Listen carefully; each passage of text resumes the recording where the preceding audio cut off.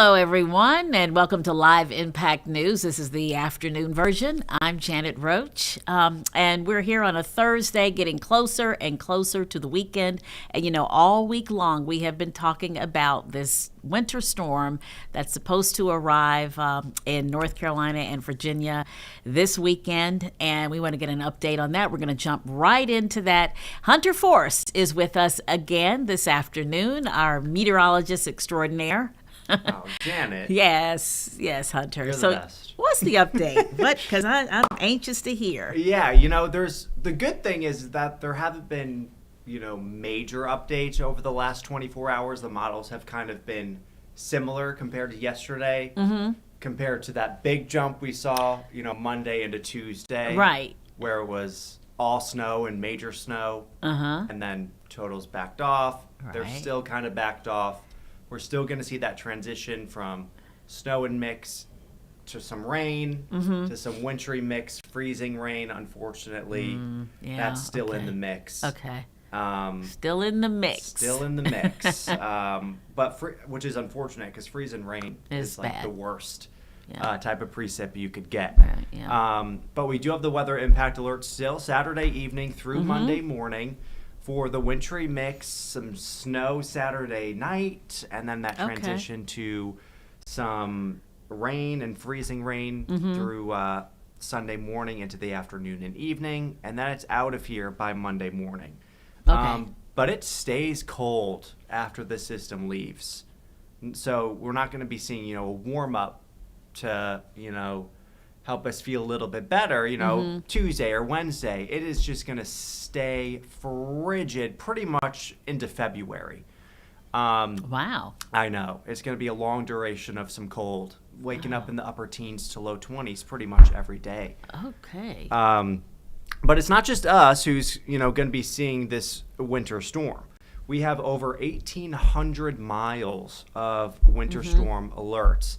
This is from New Mexico through Texas, Oklahoma, up through Kentucky, West Virginia, Pennsylvania, even up into New England, which includes, Boston, Connecticut, Rhode Island, all under these winter storm watches. So this is a big old storm. It is huge. But now all of Virginia has a winter storm watch, and we just talked about this in the noon show that Abigail Spanberger just declared a state of emergency. Yes. For the state, yes.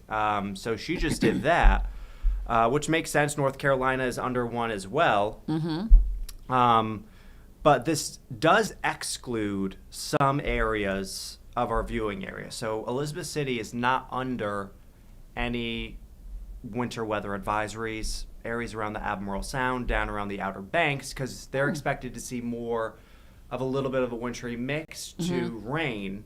Okay. And it's likely going to stay rain for them for the entire duration. Time. All right. So they're not expecting to see much in the way of wintry weather, which is why they don't have any of those winter storm alerts. But for pretty much everyone else, we are expecting to see something in the way of wintry weather.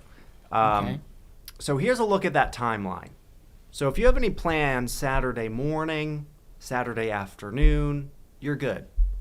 It's just going to be cold. That's about it. But once we get into Saturday evening and Saturday night, that's when we see some snow showers moving in, a bit of a wintry mix down into North Carolina. And then Sunday morning into the afternoon, that transition to wintry mix rain, sleet, and freezing rain. Freezing rain specifically further inland along that 95 corridor. All right. That continues into Sunday night. And then it pushes out of here by Monday morning. And then, Monday afternoon, we're seeing more sunshine, but it's staying cold through pretty much the entire week. So we can time this out here on the Futurecast. This is 9 o'clock Monday morning. These are actual air temperatures. Oh, gosh. 19, 14, 18. So it'll be feeling a little bit cooler than that with the wind chill. And by the afternoon, we see that increase in cloud cover. We're only into the mid to low 20s, according to this graph model. But even, by 7, 8 o'clock, we finally start to see a few snow showers working their way in from west to east. But still by 7, 8 o'clock, most of us are dry. Okay. And then it becomes a bit more widespread Saturday night. So that's the snow time right there. This is the snow time. So even getting some snow into eastern North Carolina, up through the south side into the peninsulas. And then overnight, you see that transition from snow to either rain or wintry mix, unfortunately. Naya's shaking her head. Yeah. Like, oh, I don't blame you, Naya. So it's unfortunate because, maybe you did pick up 1, 2, 3 inches of snow, but you may not see it. Because it'll wash. Okay. It'll wash away by the time you get up. Yeah.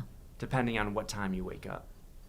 And it looks like, well, not, a good portion of Hampton Roads is under that rain Sunday morning. I see Williamsburg, Suffolk there, kind of on the line. Yep.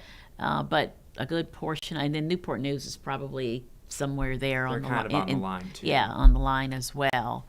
But so for the most part, and you never can be so sure because that's early in the morning, but driving might be okay Sunday morning, like early. Yeah, it depends Maybe? on where you are. Yeah. I would say... Don't chance it. Don't chance it.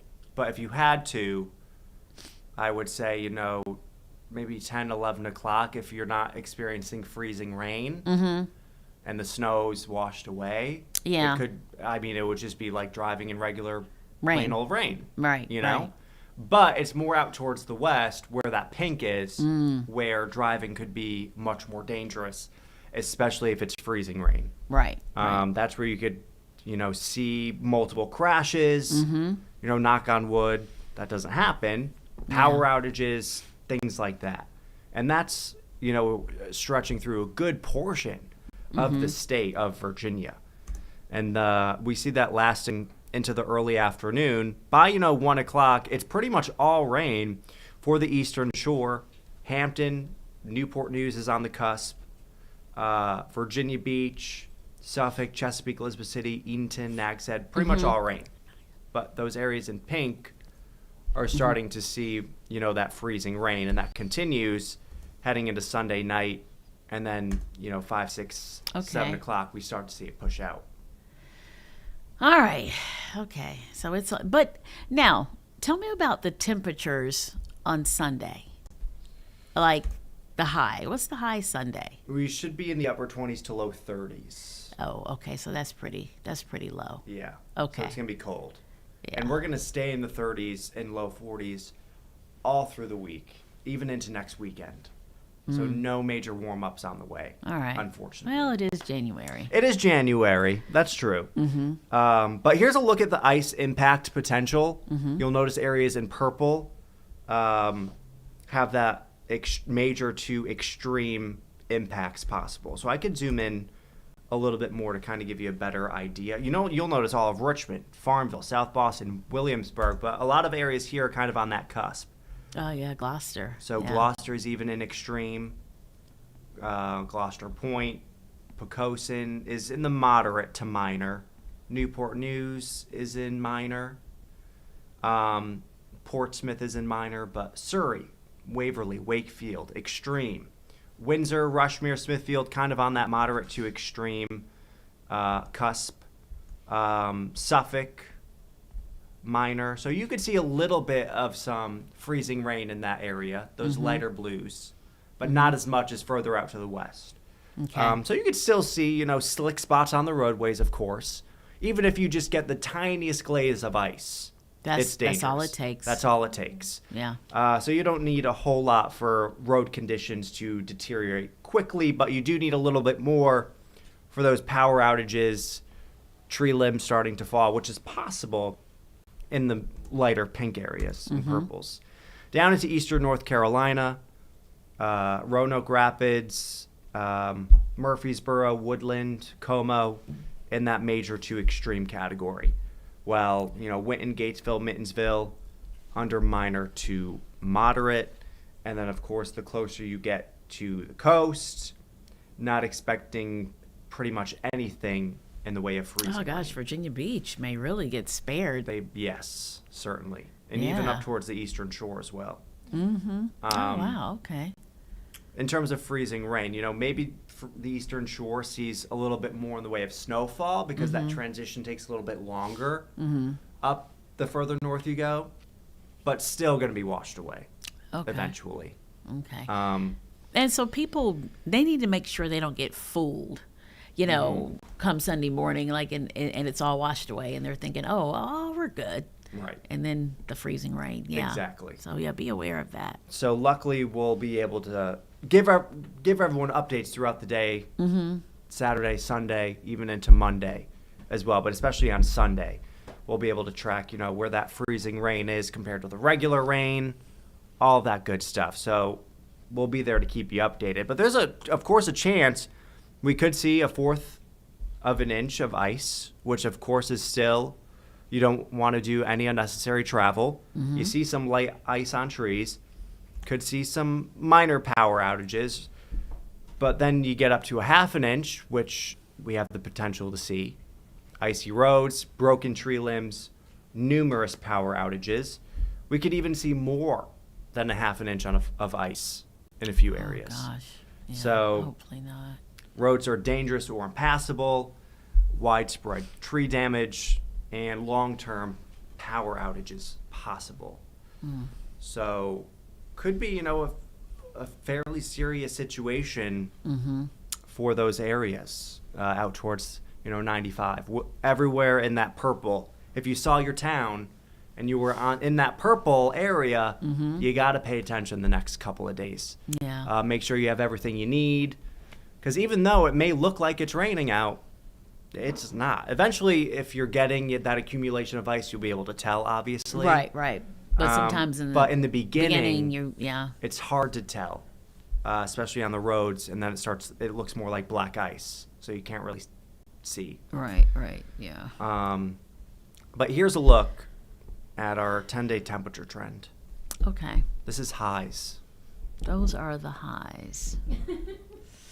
Yep. Our average low is 33. Gosh. Yeah. Yeah, so we're kind of stuck in a little pattern here. We're stuck in a pattern, and then I'll show you our lows. Oh, yeah, I want to see the lows. Okay. I see something, yeah. Ooh, 17. Yeah. Stop it. I was glad to see the 38 on Sunday, only because that's, that is definitely above freezing. Right. And maybe that'll kind of help things out. But, I know as nightfall comes Sunday evening, we're looking at a different situation because it's going to, yeah. Okay. But it is nice out today. It is. Get out So today let's celebrate and go do that. something. Let's celebrate. Yeah, let's have a What good Connor time would say today. if he was here is live in the moment. Live in the moment. Exactly. And I mean, it's already 60 in Hampton. Elizabeth City sitting at 61. Wow. 56 in Norfolk, 58 in Virginia Beach, 58 in Manio. Beautiful. My type of day. Ah, Um, we are just all over the place. We are. We really are. And then we drop back into the mid to low 40s this evening. But, overall, not looking too bad today. Could see an isolated shower, but things aren't looking too bad. And then tonight, for January, comfortable. Mid-30s, 34 in Norfolk, 33 in Newport News, 36 in Hampton, 42 in Edenton, 45 in Manio, and then our 7-day forecast. Okay. Weather impact alert Saturday evening through Sunday. Into Monday morning, we clear out, but stay cold. And stay cold. There you have it. There you have it. There you have it. And you all have been watching this meticulously and keeping us updated, and we really appreciate it. I mean, if you're watching 13 News Now or 13 News Now Plus, no excuses. You have been informed. Absolutely. So, and we know that you're going to continue to do updates all throughout the weekend and into next week, and we will be watching. I do have to add something too. The importance of plugging like weather impact 24/7 on the Plus app, because a lot of people are like, we don't trust the meteorologists. We don't think it's going to be 8 inches of snow, because they're not keeping up to date every single day. And you were talking about how those models change. So it's like, it's not something that you said Tuesday going to stick until Saturday. Right. That changes. So it's important to know that we are updating this 24/7. Right. Yeah. Plus. Yeah. And that just kind of proves the point that we are watching it so closely that as soon as it changes, we are on the air or, Right. On the app, letting people know, here's the latest update. Here's what the latest model is saying. And that's why, we keep you informed, and we appreciate it. Absolutely. We're here to help. We're not gatekeeping any information. We're just throwing out, what we're just trying to give our best, thoughts and ideas of what the scenario is going to be like. So stay tuned. Okay, through the yeah, stay weekend. tuned. Stay tuned. Everyone be safe. And so now you might be wondering, how are the states preparing for this? So both Governor Spanberger as well as Governor Stein, they have both held news conferences to talk about the states of emergency that they have declared for both states and what that means and how they hope to protect citizens throughout this winter storm. We're going to start off in Virginia and listen to Governor Spanberger. She held a news conference with a number of state officials. So let's listen in on that.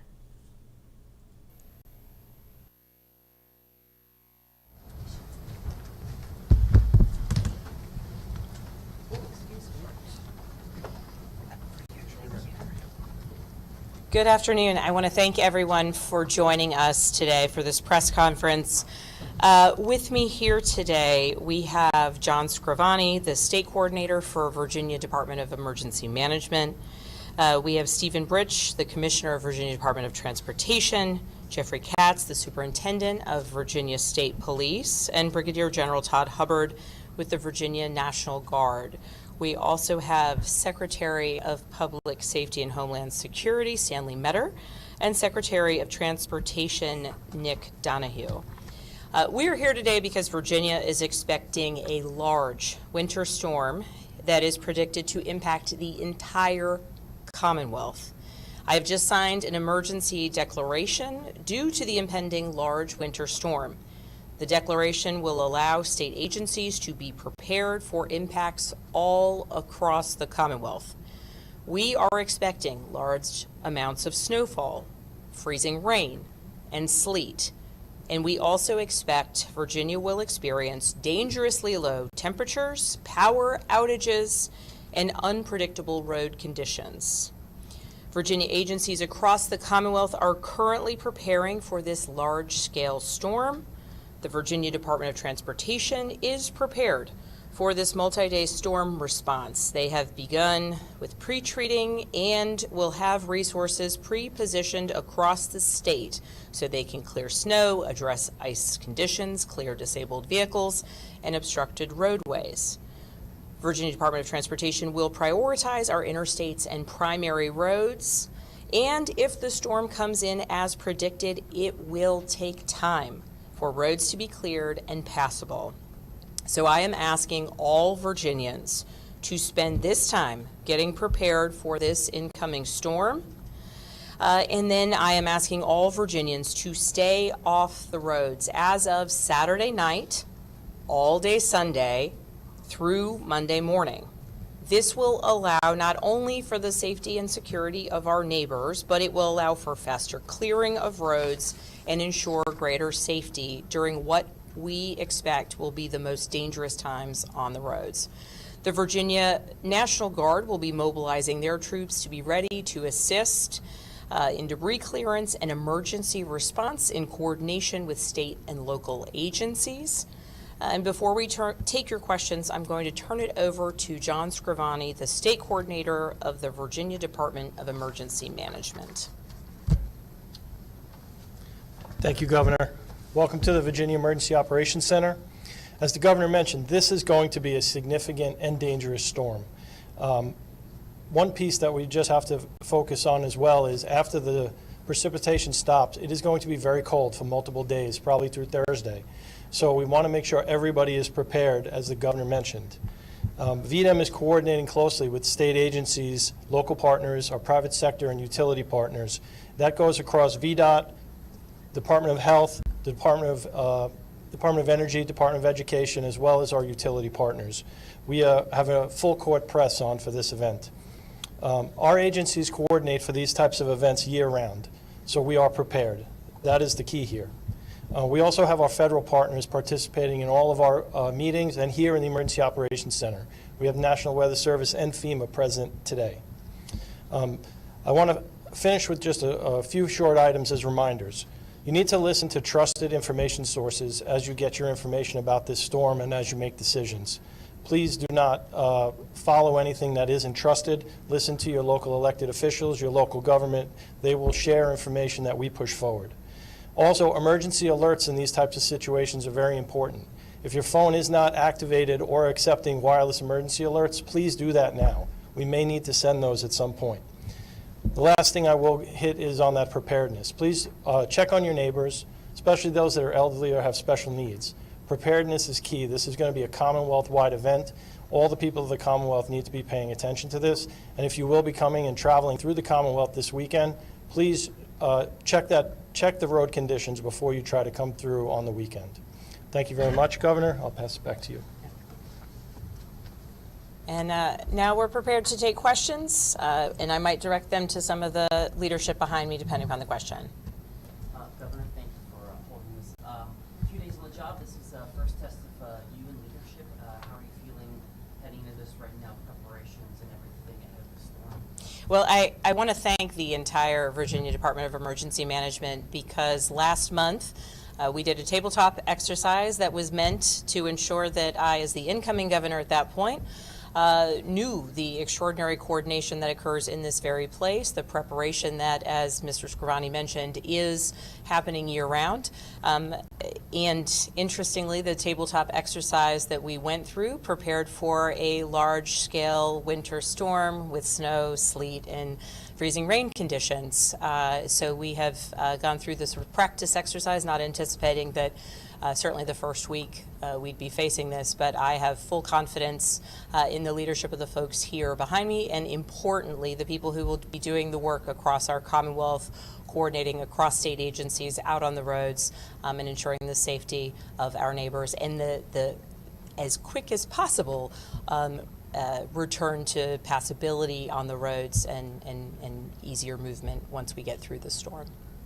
Thank you. Governor, you have a lot of new cabinet members, you've got new agency heads. Can you talk about what they're doing within their agencies to, whether it's improve communication or just start those lines of communication? Obviously, some folks have only been in the job for 4 or 5 days. Yeah, well, and I'll speak to this, and then I will turn it over if anyone wants to add. Certainly, we've got some folks who are new to a particular job title, but not new to the job of, be it transportation. Certainly, Secretary Donahue spent an extraordinary amount of time in leadership within the Virginia Department of Transportation. And so while the title's new, the experience of contending with winter storms and the impact on our roads is not new. Certainly Secretary Metter, new to the title, but not new to a large-scale emergency response. Superintendent Katz in his role, certainly new to this title, but not new to the impact across our roadways that large-scale storms can have and the need for local, state, real, true coordination in order to ensure the safety and security of the first responders out there trying to clear roadways, trying to get power lines back up when they fall, and also in trying to ensure the safety of motorists who may become stranded. Would anyone want to add to that? Hey, Governor, I was going to ask regarding the transportation issue.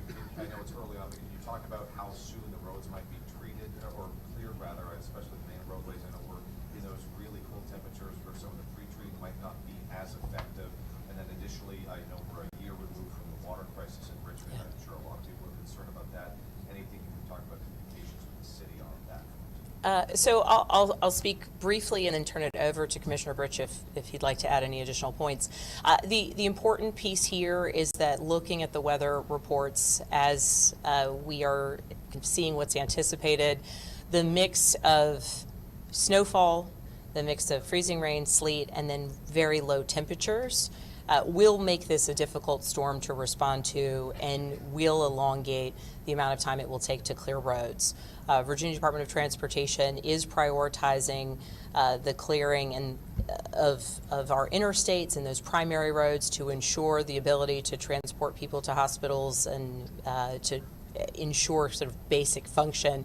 But it will be a number of days before people will begin to see neighborhood roads cleared and a return to what we would consider a normal ability to travel across our Commonwealth. But the work that's being done now, whether it is through pretreatment or movement of resources and the ability to respond, that work is either happening now or in the planning phases right now. And Commissioner Rich, I'll turn it over to you in case, there you are. Thank you, Governor. Just a quick update on the pre-treatment activities that we have ongoing. You're going to see all of our interstates and high-volume primaries being pre-treated with brine solution starting today and concluding by close of business tomorrow. Our crews will be mobilizing at its highest level, Mobilization 5, across all 9 of our districts. That means that we will have close to 10,000 pieces of equipment moving in response to this storm statewide. Part of this, too, is recognizing that we will have potential for icing conditions on the southern half of the state. We are mobilizing our tree crews to be able to be in the neighborhoods and making sure that the trees are clear. If there are down power lines, we're coordinating with the power companies to be able to make sure those lines are de-energized before we get in there. As the governor has indicated, that this is a significant Commonwealth storm, probably the first time that we've seen close to, in Northern Virginia and Northern Shenandoah Valley, anywhere between 18 to 23 inches, at least forecast. It will take time for us to clear the roads. The governor's indicated that our first priority is our interstate system, as well as high-volume primary roads to our area hospitals and whatnot. Our second tier is going to be our lower volume primary roads, then our secondary roads, and then neighborhood roads.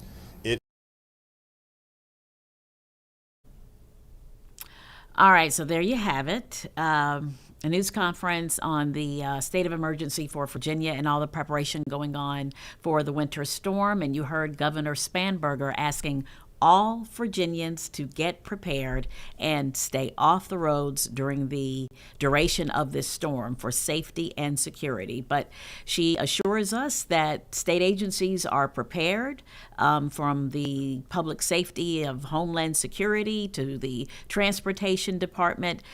She has signed this emergency declaration, and that's going to allow state agencies to be prepared all across the Commonwealth. And just listening to them speak, we know what we're expecting here in Hampton Roads, but in some parts of the state, they're talking about like double digits in terms of inches of snow up in Northern Virginia and some parts of Virginia.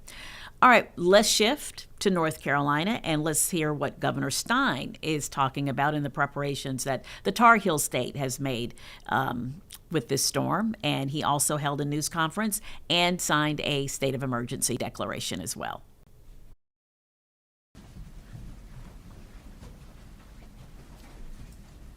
Good morning, everyone. Thank you for joining us. We are expecting winter weather to return to North Carolina this weekend. It will impact the majority of the state. In some parts of North Carolina, kids might experience their first real snow. And I can remember when my kids would look forward to the snow days, they'd watch TV and wait to see Wake County schools scroll at the bottom of the screen. And then we would go sledding over at Dorothea Dix Park. And I hope that some parents who are watching this can make special memories of their own with their kids. But winter storms are not just fun and games. For much of the state, folks will see ice instead of snow. And whether you find yourself facing ice or snow, we've all got to be prepared for whatever impacts may come. Yesterday, I declared a state of emergency across North Carolina to get ready for the storm. We've activated the State Emergency Response Team, which is a cross-agency group that includes the Department of Transportation, the Department of Public Safety, the North Carolina National Guard, the State Highway Patrol, and our state's utilities. Soon you're going to hear from North Carolina Emergency Management Director Will Ray about the winter storm and our emergency response operations, and then from Secretary Daniel Johnson about NCDOT's work to keep our roads as safe as possible. As Director Ray will outline, this winter storm will likely impact the majority of the state. At this time, our greatest concerns are potential power outages and road safety over the coming days. Ice accumulation may lead to power outages, and we recommend everyone keep their devices charged, have a flashlight and battery-operated radio on hand, and think about what you may need to stay warm and fed if you lose power. Precipitation and freezing temperatures may also make a mess of our roads, even with the 300,000 gallons of brine that NCDOT has already put down. Thawing and refreezing leads to black ice, so everyone needs to be careful on the roads for not only during the storm, but for a few days after the storm hits. Please avoid driving unless it is necessary to travel. This will keep you safe and the roads clear for first responders and anyone else who must be on the road. Some communities may open warming stations for those who need a safe refuge from the cold temperatures.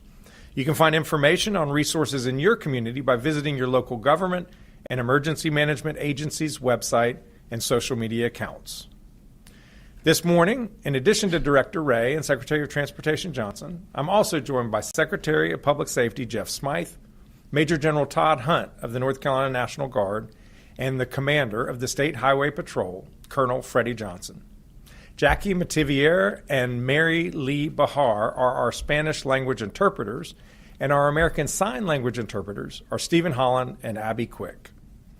As we stand here now, emergency management officials, Department of Transportation crews, State Highway Patrol troopers, and the National Guard are hard at work preparing for the winter weather, brining the roads, pre-positioning resources, clearing abandoned cars from the shoulders of our highways, and working closely with local governments across the state to coordinate assistance quickly. High clearance vehicles are ready to support stranded drivers. The Forest Service is ready to remove downed trees from roads.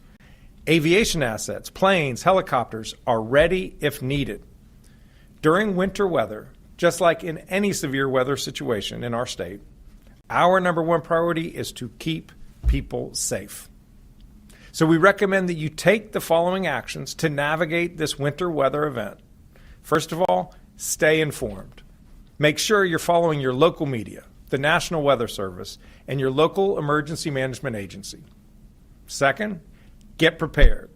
Think about what you would need during and after a major storm. Things like enough water, non-perishable food, medication, and supplies for 3 to 5 days for each person and pet in your household. Also, a flashlight, fresh batteries, a way to keep your phone charged, blankets, and winter clothing. Visit readync.gov for more detailed information about how you can best prepare. Next, make a plan. How will you safely heat your home if the power goes out? How will you cook safely if the power is out? And what will you eat if cooking is not an option? Where will you go if you cannot stay at home? Finally, let me repeat this. Starting Saturday, please do everything you can to stay off the roads. Unless you're a first responder or essential personnel, please don't drive unless you have to drive. Fortunately, we have 2 days to make sure that we have everything we need to ride out this storm. Don't wait until it's too late. And if you're getting ready, don't forget to check on your loved ones and neighbors and anyone who might be especially vulnerable, including the elderly. None of us can control what this storm will ultimately look like, but each of us can get prepared. Be ready to stay home for a few days, potentially without power, and know that we are taking this storm seriously, and we will do everything we can to keep you safe. Thank you. I'll now invite forward and turn it over to Director Ray. Thank you, Governor, and good morning, everyone. I want to begin this morning with the forecast as we have it currently, and then provide an overview of our operational posture. As the Governor said, while there are still 2 days before this winter storm impacts North Carolina, confidence in the forecast continues to increase that this will be a significant event covering most of the state. Winter storm watches have been issued for most of the state, with impacts from this storm expected to last into early next week. The most impactful precipitation remains over the weekend, where a wintry mix is forecast across much of the state. Light precipitation is forecast to begin early on Saturday, spreading from west to east. The primary precipitation types include some snow, sleet, and accumulating freezing rain, with the best chances of any accumulating snow being in our northern counties. Our partners at the Weather Prediction Center have placed a probability of 60 to 90% for much of the state to experience moderate impacts. These impacts include hazardous driving conditions, especially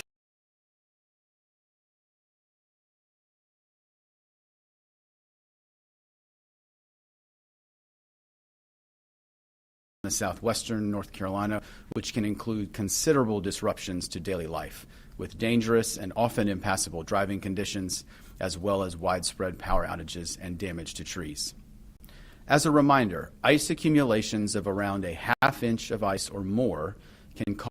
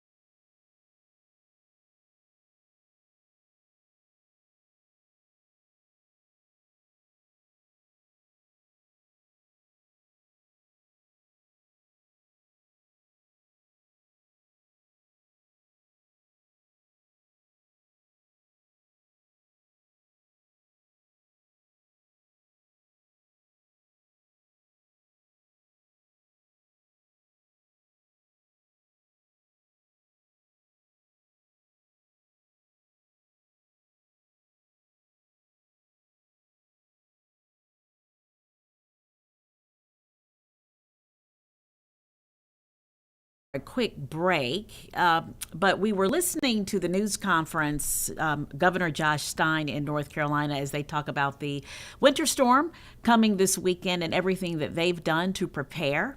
Their greatest concern: power outages and road safety, power outages and road safety. And the governor saying, think about what you need to stay warm and fed and to stay safe. They have already put down 300,000 gallons of brine on the roads, but you should avoid driving. They're doing things like clearing any abandoned cars on the shoulder of highways, treating the roads. They have the Forest Service ready to remove downed trees from roads, but the number one priority is to keep people safe. So stay informed. They are also hoping that people can adjust their phones so that you can get any emergency alerts. So it looks like the states of Virginia and North Carolina are very much prepared for this winter storm, and 13 News Now is prepared as well. Okay, we're going to shift gears. And we want to go to Washington, D.C., where there's been a hearing going on all day. And this concerns Jack Smith, former special counsel who investigated now President Donald Trump. This is before he became president the second time. He is testifying publicly before the House Judiciary Committee about his investigation. And he was investigating allegations that Trump mishandled classified documents. You might remember that case, that he tried to subvert the 2020 presidential election. And earlier today, his opening statement, he said this: "Our investigation developed proof beyond a reasonable doubt that President Trump engaged in criminal activity. If asked whether to prosecute a former president based on the same facts today, I would do so, regardless of whether that president was a Democrat or a Republican." All right, let's go to D.C. and let's listen to his testimony. Was angry before he told them to march toward the Capitol. And we've seen report after report of rioters who have said that if Donald Trump had not convinced them that the election had been stolen, they might not have even come to Washington. I'm going to share some quotes from some of those rioters. "I believed I was following up on the instructions of former President Trump," one rioter said about going to the Capitol. "I marched to the U.S. Capitol because President Trump said to do so," another said. "He personally asked for me to come that day," said another. Can you give us a few examples of Trump's rhetoric and language that inspired people to go to the Capitol believing that they were going on the president's direct order?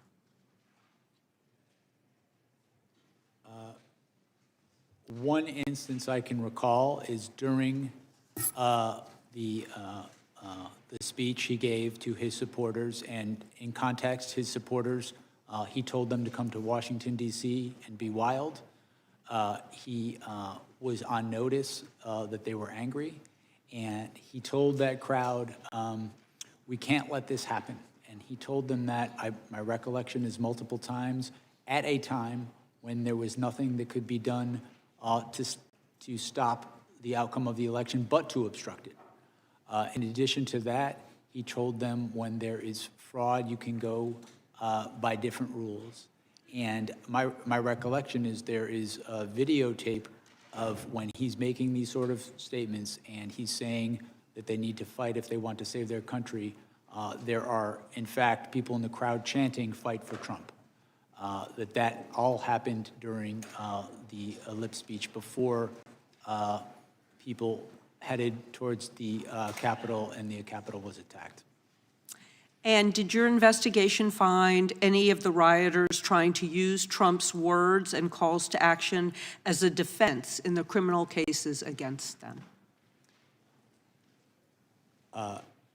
I can read you something from your special counsel report. I was just going to say, I think we cited a number of rioters who ultimately admitted that they had committed their crimes at the behest and in the name of Donald Trump. Okay. And it happened several times, and many of those accounts are on page 86 and page 87 of the special counsel report.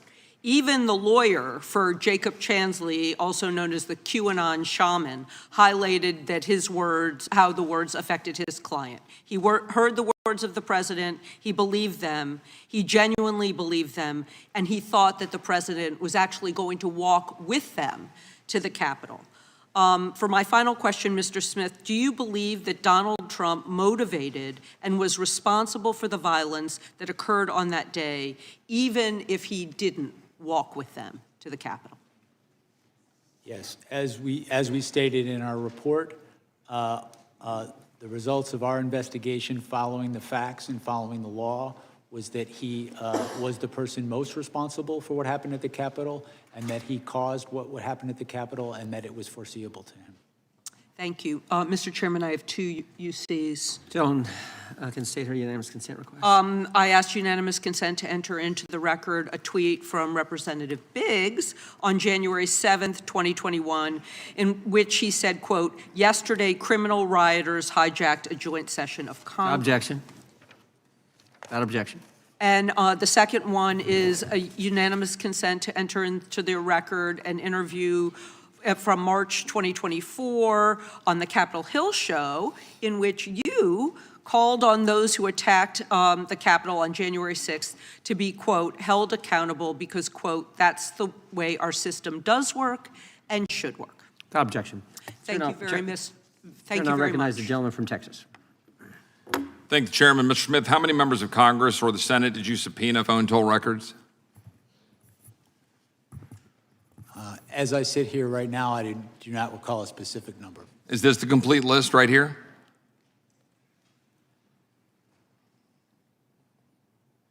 Well, let me ask you this. Am I on this list? Did you target my records and subpoena my phone toll records? My understanding is your records were subpoenaed by prosecutors before I became special counsel. Well, the staff would put this up on the screen. I'm thankful for the great staff who discovered the email where I learned for the first time a few weeks ago that my phone records were indeed targeted. We called AT&T and we've learned that they were given to the Department of Justice, as this email indicates, because I've been in communication with Scott Perry, one of my colleagues here in Congress, who literally had his phone taken from him in front of his family. And of course, as we've already talked about in this document, it talks about you could be in violation of the privilege by even obtaining and possessing this information if the member objected to the disclosure. This happened 4 years ago in May of 2022, and I couldn't object because I didn't know. I didn't know until about 3 weeks ago. My question here is, was there any limits to your investigation or the investigation that preceded you, Mr. Smith? Because as egregious as a violation of separation of powers this is, as an egregious and abuse of power it is, it's far more concerning you are clearly targeting American citizens for merely being conservative or supporting the president. We've got memos that we've already been talking about in this hearing from April 2022 that preceded you that established and opened the investigations, one of which has Attorney General Merrick Garland's signature on it. And the focus was the electors. Now that was 6 months before you were appointed. You testified earlier, you met and interviewed Merrick Garland and Deputy AG Lisa Monaco. And you briefed the AG and deputy multiple times. Did you brief them on the electors and the prosecution of their supposed crimes? Did I? I'm sorry. Did you brief them on the electors and their supposed crimes? I don't recall specific conversations, but I'm sure that in the course of briefing them, I discussed. Wasn't that the purpose of the entire investigation as it was set out? Because putting aside that in 1960, we already talked about my friend Mr. Tiffany, that Hawaii put forward an alternate slate of electors, the investigation pivoted to President Trump and frankly anybody who knew him. Do you know who Cleta Mitchell is? Yes, I do. She's an election lawyer that was involved in filing an election contest on behalf of President Trump in Georgia in December of 2020. A 64-page complaint with over 1,100 pages of exhibits, witness affidavits, and expert witness reports documenting thousands of votes cast in violation of Georgia law, but which were nevertheless included in the vote totals. Now, notwithstanding the disposition of the cases that was filed, is that a criminal act? Filing an election contest on behalf of a candidate for office, a client. Is that a criminal act, yes or no? No, in fact, we So stated. why did you deem it appropriate to monitor Cleta Mitchell's long-distance phone records in 2023, 2.5 years after the election contest was filed and after the presidential electors were certified? What about Jen Ellis? What about Sidney Powell? What about Bill Sepien? What crime did you suspect had been committed by them that would warrant monitoring their phone records 2.5 years after the 2020 election was certified?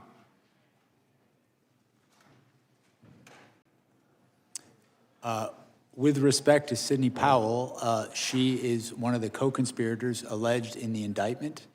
I don't know what you mean by monitoring, sir, if you're talking. Well, there were some 400 plus Republican conservative groups and leaders who were targeted by your investigation. Their financial records were obtained, records of the RNC, the Trump campaign, Cleta Mitchell, the Conservative Partnership Institute, the America First Policy Institute, NRCC, NRSC, PACs, conservative groups, people all across the country, citizens. Because we hear a lot about members of Congress.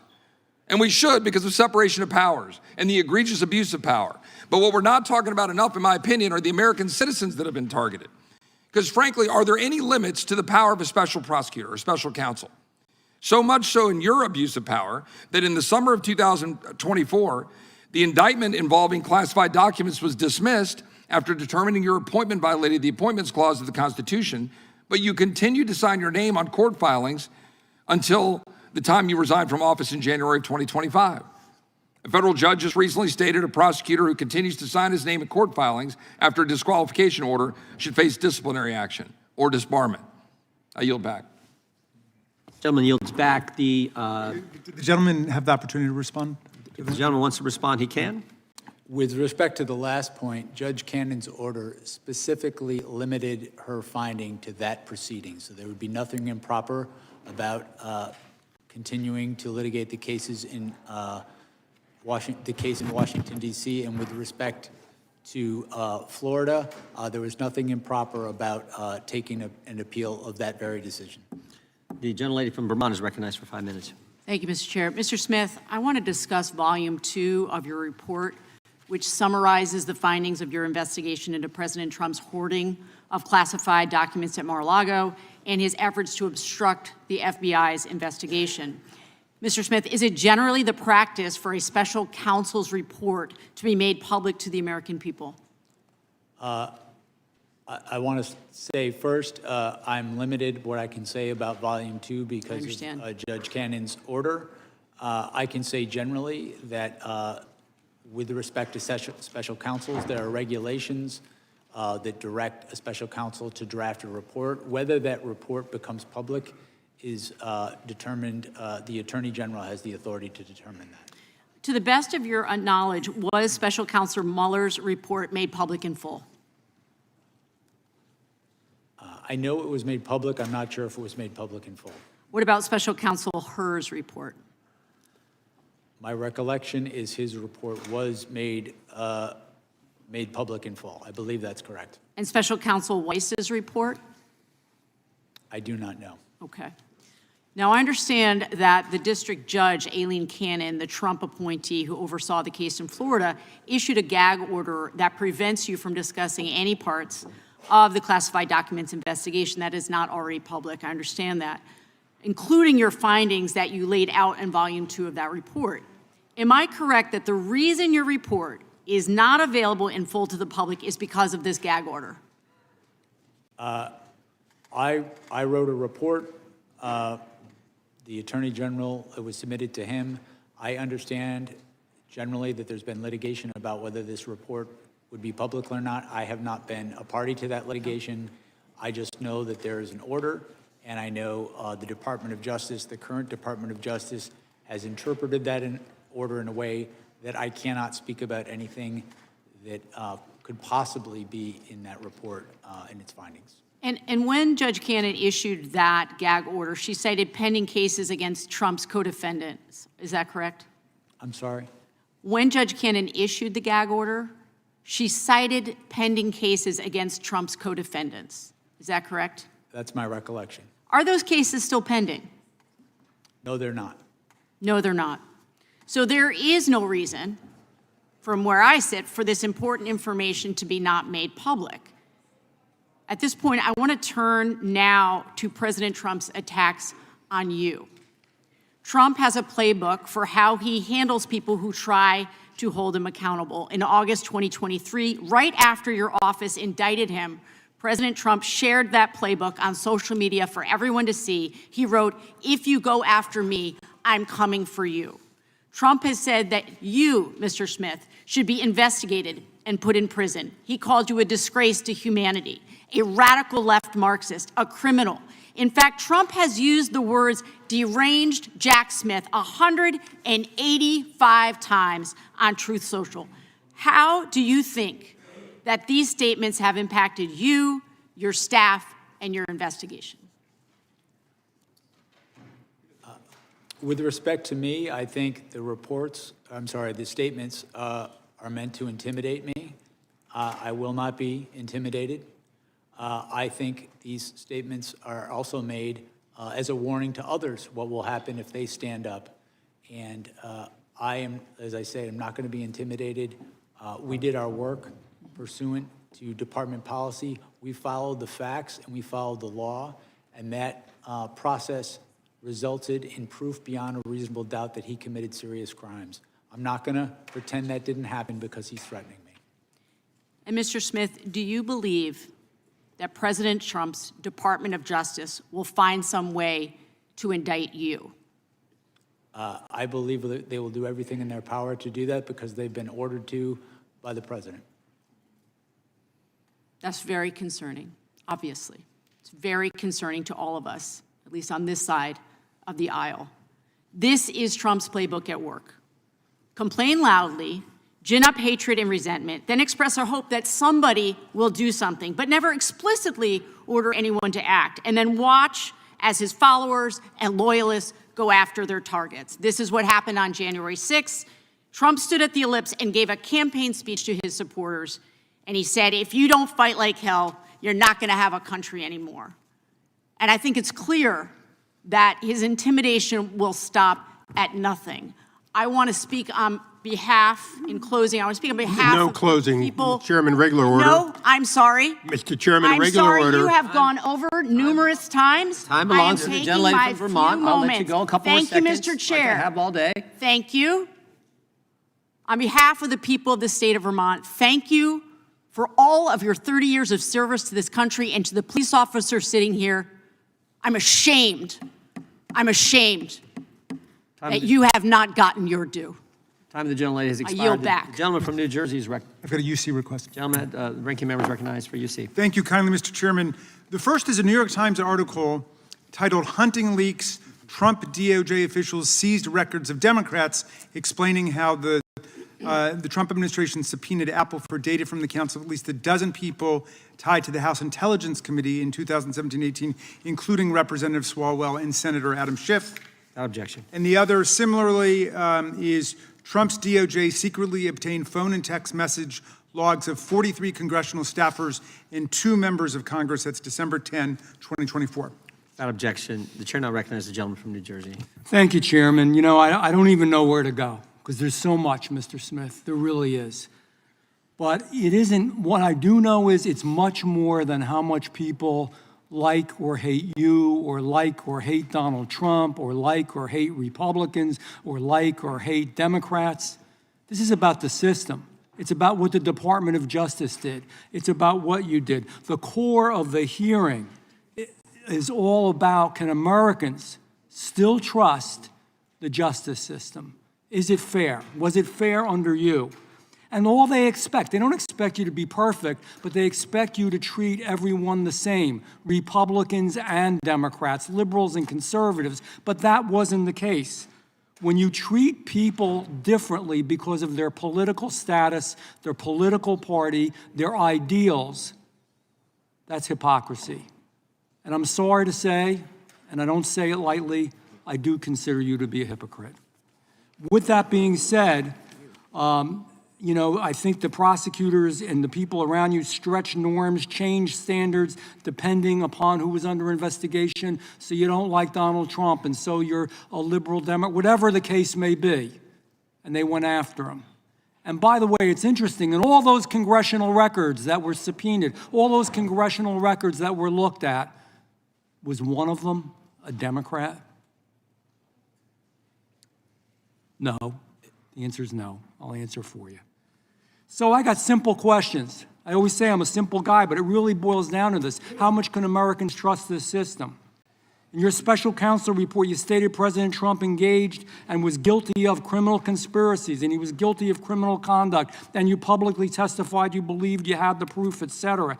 If prosecutors deal this way with cases, if they declare that it's guilty and it's over before a jury verdict, would Americans trust the justice system more, or would they? Would they trust the system more? The answer, go ahead, answer, please answer. I'm sorry, I didn't understand what you were asking me. So when this was all going on, before, and I believe it was political, before there was an entire case and we went through the whole case, you pretty much declared, and I'm not going to read the whole thing through again, that President Trump was guilty. That wasn't your job. That's a judge's job. It's a jury's job. It's not your job. Don't you think that's unfair, that that's wrong, that didn't make the playing field level? Did it make people less trustworthy of the system, yes or no? No. When I announced the charges in the election case, I specifically stated that the case needed to be tried and that he had a right to go to trial and he was presumed innocent. And thank you for, I just want a simple answer because we are limited on time. I disagree with you. I don't think you did. Your office secretly subpoenaed and got records of members of Congress. And you kept those subpoenas hidden through non-disclosure orders. That's wrong. They should have known. You want to do that, fine, it's wrong. Number one, it's wrong because people have a right, the American public has a right to know, the elected officials have a right to know. It's your right to subpoena them, but they should know. Secondly, and I brought this up before, not one Democrat, it's all Republicans, all Republicans. Everything you've ever done is always against Republicans. Do you think that puts more trust in the system when you're so partisan in that way? Yes or no? No. Politics played no role in our investigation. I have prosecuted Republicans and Democrats throughout my career. I have dismissed cases against Republicans and Democrats. Because you didn't have the proof. If prosecutors routinely relied on politically imbalanced investigations, and by this I mean, let me appeal to your sense of fairness. You're saying you're a fair man. We had a January 6th committee, select committee, that was appointed only by a Democrat, the then Speaker, Nancy Pelosi. Everybody on it was a Democrat, except 2 Republicans that hated Republicans. Was that fair? Was that fair? I mean, look at our system here in Congress. We've got Democrats, man, they speak up. You've got Republicans, we speak up. You hear both sides. That's the way a select committee should be. And you based everything upon this biased, unfair, prejudiced system. How is that fair? Tell me how that's fair. That's not correct. We conducted an independent investigation. You based a lot on that commission. You got all their records. That's not correct. We did collect their records. We conducted our own independent investigation following the facts and the law. The and you used a lot of their information, Mr. Smith. I don't mean to cut you off. I've got limited time.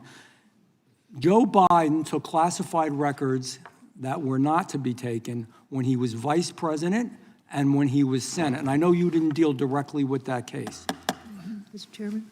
But nevertheless, he did. Is that fair? Because he let him go, don't do anything to him. But on the other hand, when it's President Trump who did it as president, then you raided Mar-a-Lago. Is that fair? I'm the gentleman. Mr. Gentleman's part. Well, I'd like him to answer. If the witness would like to respond, he can. I have no response. It's damn unfair. That's the answer. We've got UC requests. UC request from the gentlelady from California. Yes, I have a unanimous consent request. I ask unanimous consent to enter into the record the government's sentencing memorandum for Capitol rioter Cody Mattis, who said that, quote, when the former president asked his supporters to march on the Capitol, it was not a call to peacefully and patriotically make your voice Objection. heard, but to storm and seize the building. And I've got one, Mr. Chairman. Gentleman's recognized. This is a press release from Congressman Jeff Van Drew's statement on storming the Capitol building, calling it unacceptable, un-American, and disrespectful of democracy. Without objection, the chair now recognizes the gentleman from Illinois. Thank you, Chairman, and thank you, Mr. Smith, for being here today. Let's remember why we're here today. Donald Trump incited an insurrection in 2020 because he refused to accept that he lost that election. And then he took classified documents with him and put them in Mar-a-Lago. Republicans support impunity for criminals, not accountability. There's no clearer example than that of the blanket pardon of nearly 1,600 insurrectionists on day one of this disgraceful presidency. Trump pardoned people convicted of seditious conspiracy who brutalized police officers. There are 4 of them who can testify to that here, and who wanted to kill Vice President Pence. People who've committed more crimes since the insurrection: sexual assault, child molestation, aggravated kidnapping. That's who Trump pardoned, and that's whose side Republicans are on. They may not want to, but they are, because they refuse to tell the truth. Mr. Smith, let me ask you something. Does pardoning violent rioters who brutalize law enforcement officers, spray peppering them, tasering them, beating them up, kicking them, smashing them in door frames, make our country safer? Absolutely not. As a prosecutor, can you describe why these pardons make our communities less safe and undermine our criminal legal system more broadly?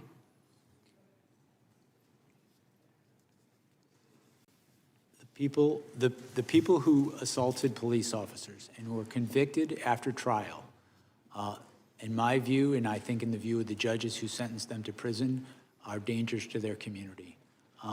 As you've mentioned, some of these people have already committed crimes against their communities again, and I think all of us, if we're reasonable, know that there's going to be more crimes committed by these people in the future. I do not understand why you would mass pardon people who assaulted police officers. I don't get it. I never will. That's exactly right. And none of this is a coincidence. The entire purpose of the Republican Party, unfortunately, has become to help criminals and corporate interests evade accountability. Republicans want impunity, not accountability. They want impunity for the January 6th people, for the classified documents case, for the Epstein files, for billionaires and big corporations, and for terror that DHS is sowing on our streets. The Gestapo tactics by ICE and CBP are the obvious result of President Trump and the Republican Party that protect anyone who helps them turn our country into an authoritarian gangster state. Whether it's storming the Capitol to overthrow an election or murdering people in broad daylight, Republicans will back you if you back their political mafia and racketeering operation. That's why Democrats must fight for accountability through oversight, through legislation, evidence collection, and through prosecution for the openly criminal acts that we're seeing in our communities every day. Democracy doesn't exist without accountability, but you got to have a spine. I thank you, Mr. Smith, for doing your part. Our fight continues for accountability, not for impunity. Thank you, and I yield back. May I have a Mr. Chairman, I would yield to the gentleman from New York. Mr. Smith, I just want to take a minute and allow you to explain why you requested the toll records of those officials for January 6th. For the January 6th investigation, you mean, yeah. Correct? With regard to the toll records that were subpoenaed regarding the period of the 4th, I think it was to the 7th, we had evidence that the president had directed Rudy Giuliani, one of his co-conspirators, to contact members of Congress to try to further delay the proceedings and exploit the violence that happened in the Capitol. We had evidence that those calls had happened. We wanted to get more evidence of that to corroborate it for trial. That is, again, as I've mentioned earlier today, a standard part of an investigation to understand who a conspiracy is trying to reach out to, how they're trying to influence people. And you want a documentary confirmation? Yes, correct. Time of the gentleman is expired. The gentleman from Texas, Mr. Nels, is recognized. Thank you, Mr. Chairman. Mr. Smith, I'll just cut right to the chase here. Your investigation and attempted prosecution of President Trump, it wasn't about justice. It was about politics. Politics. From day one, under the Biden-Harris DOJ, you weaponized the law to go after their top political opponent. You pushed flawed legal theories, and even the far left Washington Post called you out. They called you out, sir, for violating the First Amendment. You tried to criminalize political speech, slap unlawful gag orders on a presidential candidate, and spy on Republican members of Congress in violation of the Speech or Debate Clause, including the sitting Speaker of the House. Mr. Smith, you mishandled documents, pressured defense lawyers, and dumped a massive trove of so-called evidence right before the election, and you did it to sway voters. That's why you did it. And don't get me started on that raid at Mar-a-Lago or your unconstitutional appointment, which a federal judge in Florida rightly tossed out. A very bad day for you. This wasn't, Mr. Smith, about upholding the law. It was about tearing down President Trump and anyone close to him. You even tried to ram through a politically motivated final report after your cases collapsed, including the Presidential Transition Act and basic fairness. But here's the good part, America, here's the good part. The American people saw right through it. They rejected, sir, your witch hunt loud and clear in November, handing President Trump a commanding victory. The voters spoke loud and clear. They wanted an end to the weaponization of our justice system. In your opening statement, you spoke about proof of beyond a reasonable doubt. Mr. Smith, I will give you proof beyond a reasonable doubt. Donald Trump winning the popular vote by over 2 million votes, the Electoral College by 85 votes, along with every single swing state. Now, sir, that is proof beyond a reasonable doubt that the crap you were shoveling did not pass the smell test with the American people. To put it bluntly, Mr. Smith, the stink remains on you. And lastly, I would like to quickly address the police officers of January 6th.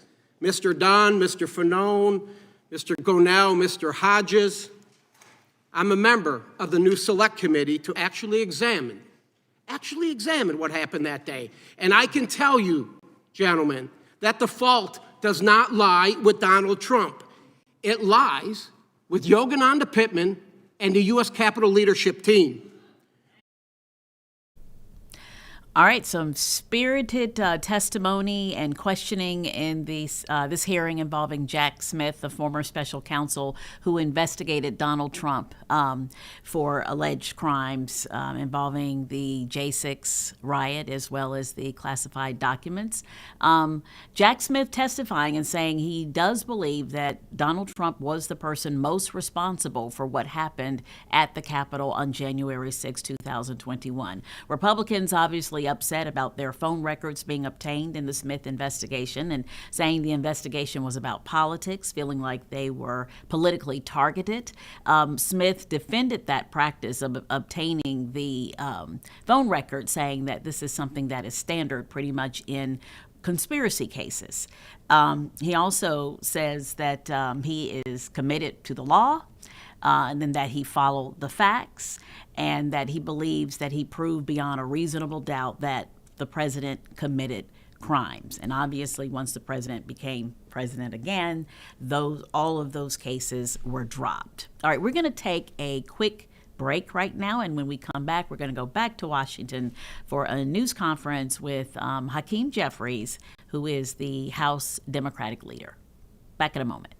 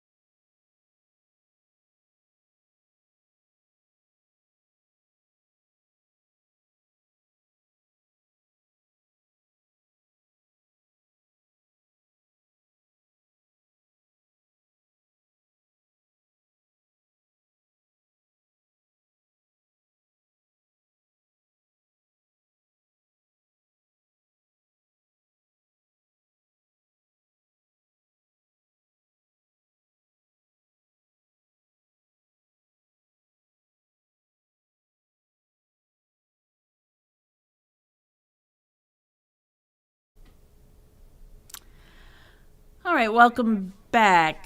A lot going on today in Washington, D.C. We were just at the hearing with Jack Smith, the special counsel, former special counsel, who looked into alleged crimes by Donald Trump. And now we're heading back up to D.C. to hear from the Democratic House Leader, Hakeem Jeffries.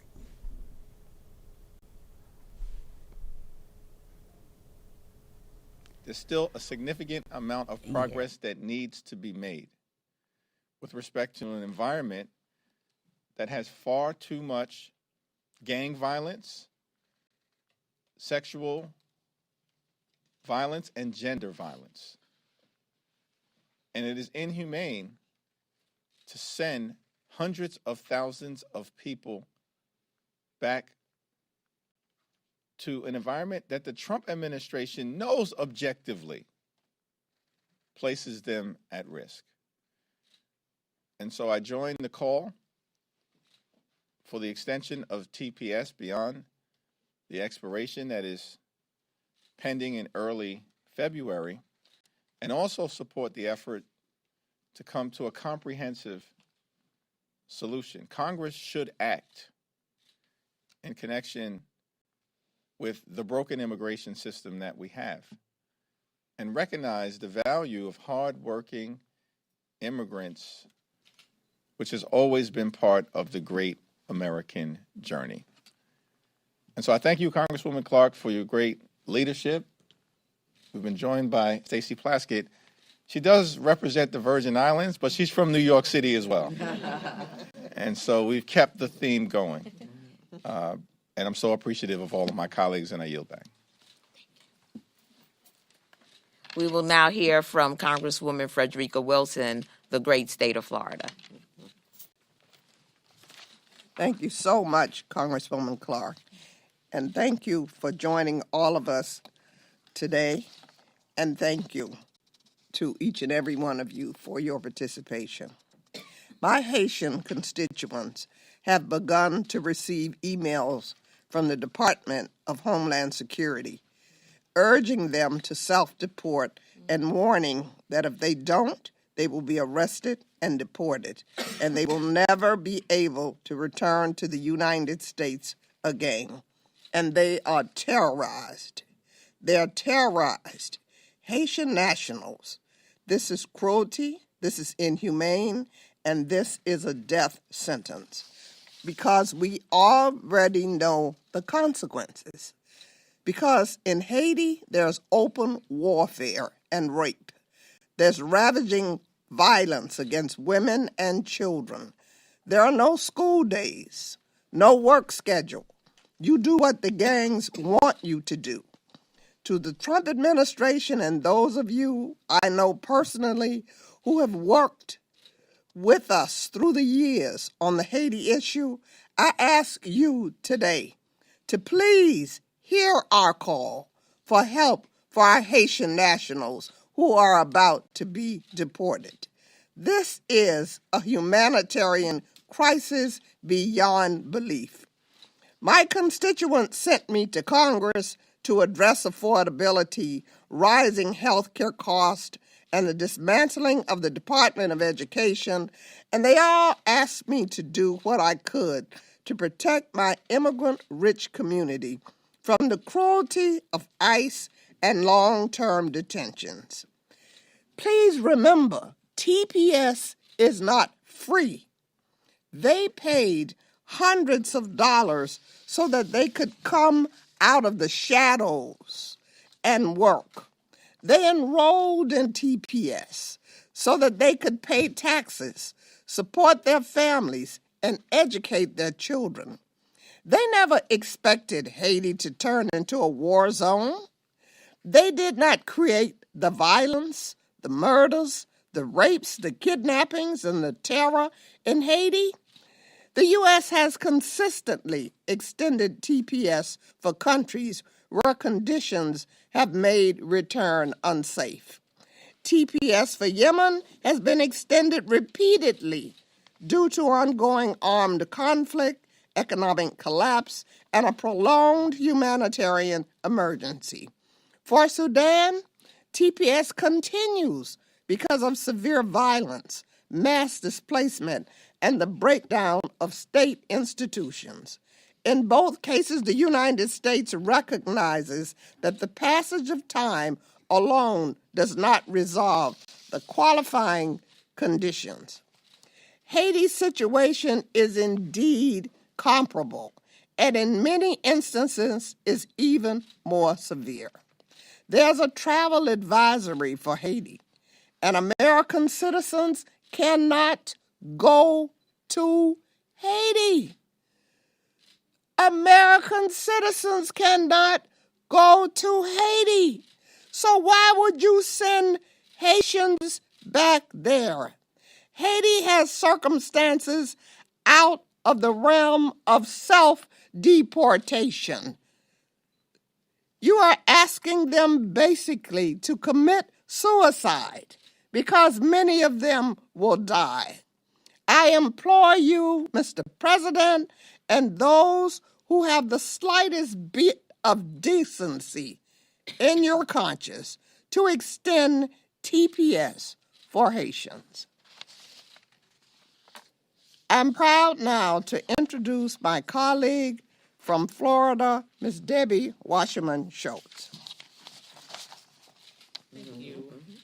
Thank you. Thank you, Congresswoman Wilson. Thank you, Chairwoman Clark, and the leader and leaders of the Haiti Caucus for bringing much needed attention to the crisis facing Haitian American families. Haitian Americans contribute so much to our nation. I'm proud to represent this amazing community in South Florida alongside my colleagues that are here today. They lift each other up through faith, they raise their voices for justice, and they engage deeply in local and national politics.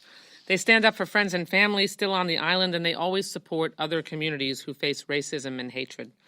And as the descendant of immigrants who fled repression and anti-Semitism myself, I'll always fight for Haitians and all those who seek a better life in America. That fight is more important now than ever. Hundreds of thousands of law-abiding Haitians are at risk of losing their TPS in mere days. This is a real emergency. TPS recipients are not criminals. They work hard, follow the law, and earn everything they have. In fact, TPS recipients actually have to repeatedly pass background checks. Many have U.S. citizen children, and none of us are better off if they're sent into lethal danger back home in Haiti. President Trump is terminating TPS for Haitians based on the claim that conditions there are safe enough to return. Nothing could be further from the truth. Haiti is overrun by criminal gangs who kidnap women and girls, extort residents for protection money, and kill with impunity. And since Trump's decimation of USAID, hunger and poverty are even worse than before. The situation is so dire that the U.S. is actively supporting a peacekeeping mission to restore order and security. How can you argue Haiti is dangerous enough to send troops in and also safe enough to send families back into? The answer is that this decision isn't about safety or security for America or Haiti. It's about the racist lies that Trump tells about Haitians. It's sickening to think my Haitian friends and neighbors can be sent back there. That's why we are here today fighting back. I've led and signed amicus briefs to defend TPS for Haitians in court and used my platform and my position on the Appropriations Committee to fight for humane treatment of Haitian immigrants alongside Congresswoman Meng. Just yesterday, I filed an amendment to block DHS from deporting Haitian TPS recipients with no criminal record. And I'll continue to fight alongside my dear friends in both the Congressional Black and Haiti caucuses, which I am a proud member of. And I just hope that Republicans will reach across the aisle to help us protect Haitians from unnecessary harm and hardship. The Haitian people have been put through enough. They deserve our support, and they'll always have mine. Thank you so much. And I know Congresswoman Wilson has already spoken, so I'll turn it back over to Chairwoman Clark. Thank you very much, Congresswoman Wasserman Schultz. It's now my honor and privilege to bring to the podium Congresswoman Stacey Plaskett of the United States Virgin Islands. Thank you so much. Chair of the Congressional Black Caucus, Yvette Clark. Thank you to my colleagues that are here. And thank you to Minority Leader Jeffries for having come and spoken on this dire state of life, and particularly to support the women and girls that are in Haiti. We know that women and girls in Haiti are facing extreme and worsening conditions. You've heard from my colleagues what is happening on the ground on the island. We understand what happens in war-torn areas. We don't need to go into all of the terrible details that are happening there. That's why I'm so grateful and proud to be one of the co-sponsors of this resolution, which makes it clear that failing to center women's leadership and address their distinct security, humanitarian, and human rights needs undermines the efforts to restore security, democratic governance, and sustainable development in Haiti. As you've heard, we cannot ask for an end, a cessation to violence, while at the same time putting women and girls in that violence. I'm proud of the work that we've done in the House to pass Renewal for Haiti Hope Help, a trade preference program, and keeping Haiti's economy afloat following the program's expiration at the end of 2025. But there is so much more assistance that Haiti needs to get back up on its feet. We, as Americans, have an obligation to our neighbor. We are not doing this merely out of the goodness of our heart. This is a pact that we have made with Haiti. When they first came to our assistance as Americans to support us in our own independence, and then after their independence, when we as Americans stood passively by while French warships arrived in April of 1825, extorting payment for Haiti's freedom, which has led to the economy that they have now, the total collapse. Billions of dollars leaving Haiti over 100 years to supply to France for their freedom. America would never have accepted that of their own to pay Britain for their own independence. That's not only been America's failure. For 2 centuries, the United States has broken commitments to Haiti. We occupied the country militarily from 1915 to 1934. We've propped up dictators. We've undermined democratic governance. We've stood aside while Haiti suffered engineered despair and destitution. And then, after horrendous conditions, when we've opened temporary protective status to individuals who have, as you've heard, paid fees, continue to pay taxes, follow background checks, have to show employment, and support through remittances those families that are there, we've decided we're going to pull the rug up underneath them and make them go back. This is about racism. This is about America's continued quest to push down others that they believe leadership and those in power don't believe look like them for their own benefit. America's greatness, as you heard from my colleague Debbie Wasserman Schultz, is America's continued ability to recreate itself, to bring in new creativity through other immigrants who come here. So many people you hear say, my family did it the right way. Well, these Haitians have done it the right way. Temporary protective status was the right way.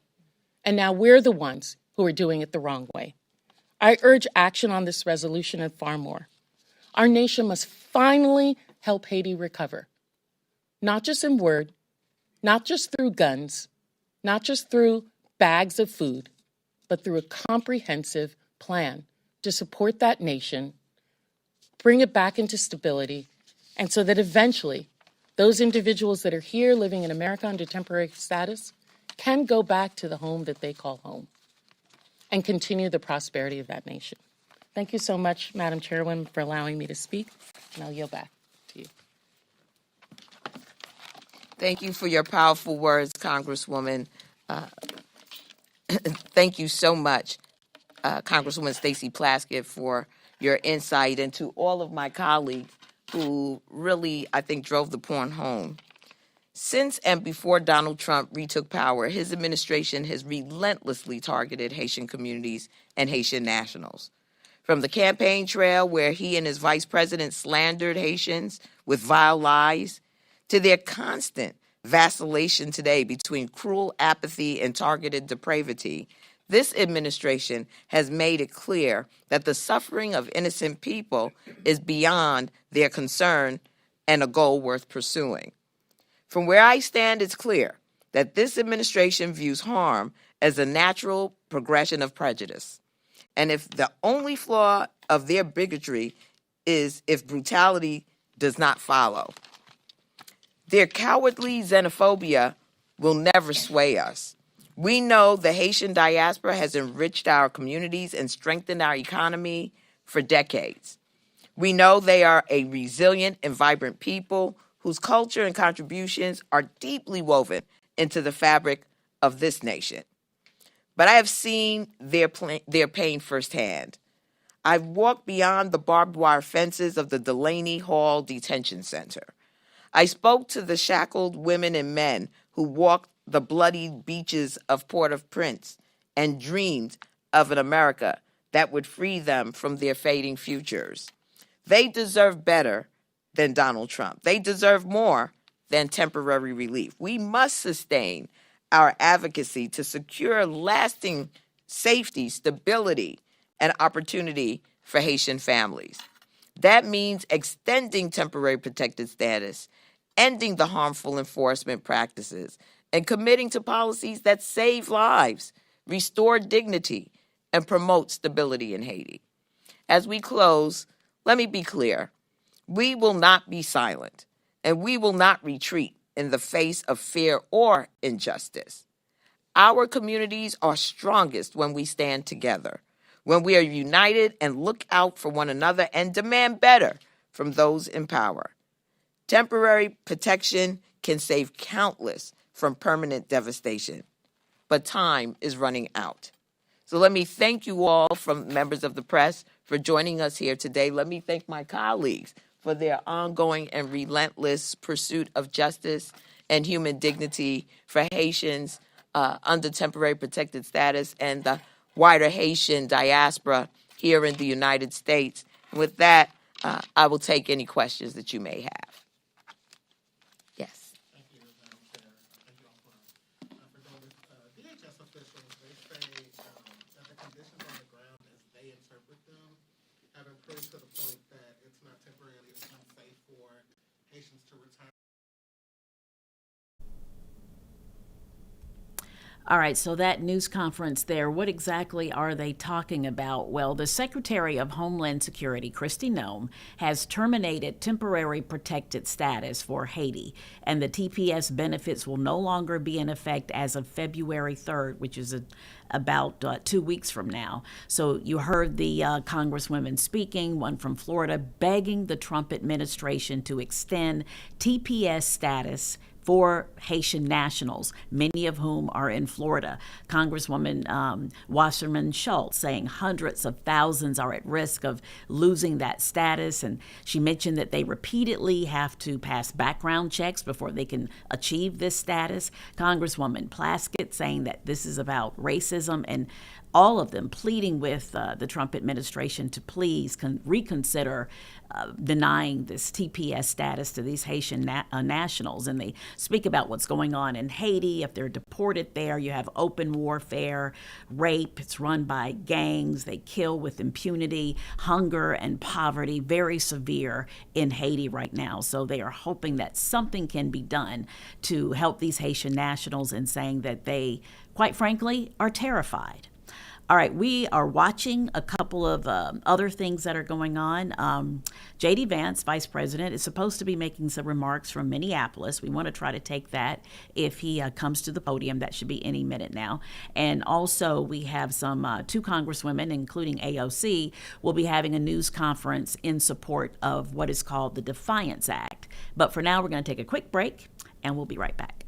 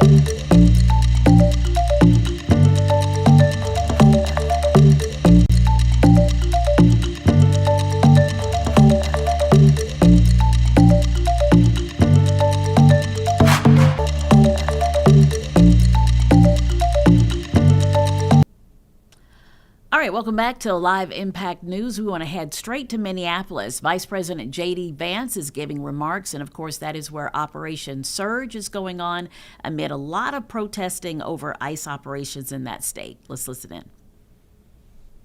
Being harassed without being doxxed and sometimes without being assaulted. That's totally unacceptable. And that's one of the things that I want to send a message to is, yes, come out and protest me. But do it peacefully. If you assault a law enforcement officer, the Trump administration and the Department of Justice is going to prosecute you to the fullest extent of the law. And I wanted to show some support for these guys who, frankly, are operating in a very, very tough environment. I heard a lot of stories today about that I think drives home just how chaotic the environment on the ground here has already gotten. For example, did you know that within the last, I think, week or so, maybe even more recently than that, you had a couple of ICE officers who were off duty who had been doxxed online, who were sitting and having a meal at a restaurant in Minneapolis when a bunch of agitators showed up, locked the door, made them feel like they were in danger for their lives, and then, of course, it was federal law enforcement officers who had to come up, lower the temperature on the situation, and actually get those two off-duty officers to a point of safety. Now imagine, if you would, your life and your perspective on law enforcement if you can't even go to a restaurant without some agitators locking the door and making you feel like your life is in danger. That is the environment that has been created, I think, by a lot of very, frankly, far-left people, but also by some of the state and local law enforcement officials who could do a much better job in cooperating and working. And by the way, I'm not talking about the cops who these guys told me on the ground. The cops are very sympathetic to what they're dealing with. I'm talking about state and local elected law enforcement officials who could do a lot better job in making their lives a little bit easier. And in the process, they would make the lives of all Minneapolis residents easier, and that's what we want. We want to be able to enforce the immigration laws on the one hand, while on the other hand, we want to make sure that people in Minneapolis are able to go about their day. And I want to say just one last point on this. So I heard from a business leader today. He told me a very tough story, and I think so much of what's gone wrong in Minneapolis is people not trying to understand the perspective of somebody else. Try to understand what somebody else is experiencing, whether they're a law enforcement officer or anybody in the community here in Minneapolis. So they told me a story about this manufacturing facility where an illegal immigrant was being arrested. And as these employees are going into the manufacturing facility, all of a sudden an illegal immigrant shows up. They don't know it's an illegal immigrant. And then a bunch of ICE officers descend. Now these people just want to go to work. They want to go to work safely. And now all of a sudden there's a major law enforcement operation happening right outside their place of business. Now from one perspective, I certainly understand why a business leader or why an employee would say, whoa, what's going on? It's a little scary no matter your position in life if a bunch of cop cars show up and they're arresting somebody. Now, the additional context is that we know that people online have been encouraging illegal immigrants that one way they can evade arrest is by showing up at a legitimate place of business, making it impossible for these guys to actually enforce our immigration laws. So while I can understand the perspective of somebody who doesn't want to see an arrest happen at their place of work, I can also understand the perspective of our immigration enforcement officers who have to do their job and can't allow a heckler's veto over our immigration enforcement. And so much of what's gone wrong is the failure to do that. And here's the point. We can do a good job of enforcing our immigration laws without the chaos, but it actually requires the cooperation of state and local officials. If you look at blue cities and blue states, red cities and red states, you go to Austin, Texas, or Memphis, Tennessee, you go to the state of Texas, obviously a very red state, or the state of Tennessee, a very red state, but you've got blue cities within those states, you do not have this level of chaos. The reason why things have gotten so out of hand is because of failure of cooperation between the state and local authorities and what these guys are trying to do. We have a ton of resources, a ton of ICE agents in this city right now that I would rather us not have. I'd love to send those guys home. They're not even doing targeted immigration enforcement. They are trying to protect ICE officers who are doing immigration enforcement, because when a crowd surrounds them and these guys call 911, the local officials, the local cops have been told to stand down. So we have people here who aren't even doing immigration enforcement, they're doing force protection. So that if a rioter tries to ruin the life or assault an ICE officer, they're actually protected. Now, why doesn't it make more sense for the local cops to get involved in that situation. Why not just have the mayor or the local officials tell the police officers, you know what, if an ICE officer is being assaulted by a far-left agitator, you are invited, you should actually help him. That's what would work out in any normal situation, and that's what happens in nearly every jurisdiction, red or blue, in the United States of America. The reason it hasn't happened here is because the local authorities have been told, stand down, do not help ICE, promote the violence, promote the agitation, but don't do anything to lower the temperature and lower the chaos. That's a problem.